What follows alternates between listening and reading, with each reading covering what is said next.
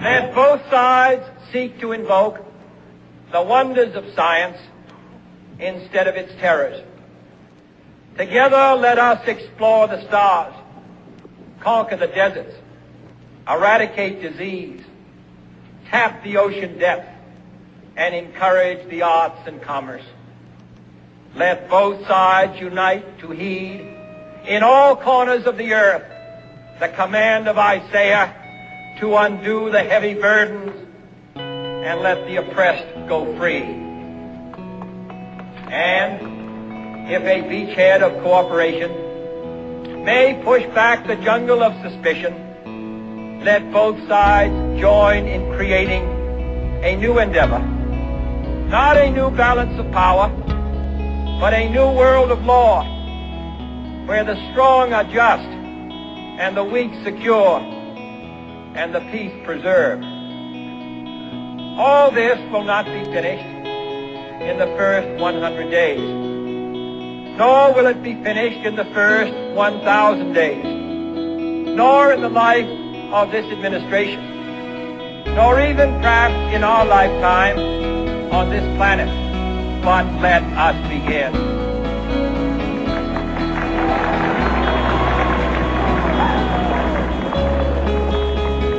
In your hands, my fellow citizens, more than mine, will rest the final success or failure of our cause.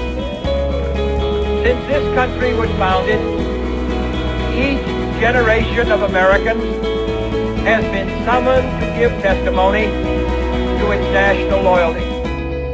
The graves of young Americans who answered the call to service surround the globe.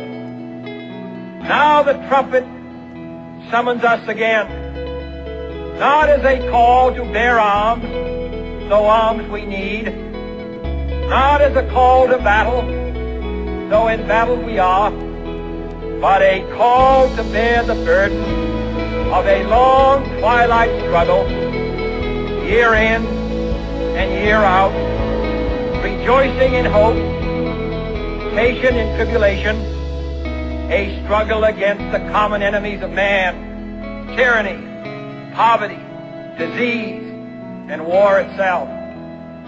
Can we forge against these enemies a grand and global alliance, north and south, east and west, that can assure a more fruitful life for all mankind? Will you join in that historic effort?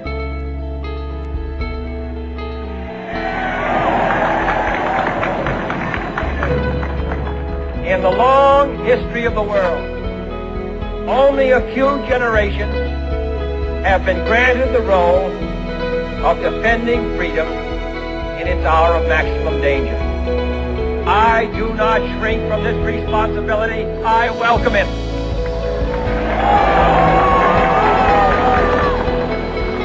I do not believe that any of us would exchange places with any other people or any other generation. The energy, the faith, the devotion which we bring to this endeavor will light our country and all who serve it. And the glow from that fire can truly light the world. And so, my fellow Americans, ask not what your country can do for you. Ask what you can do for your country.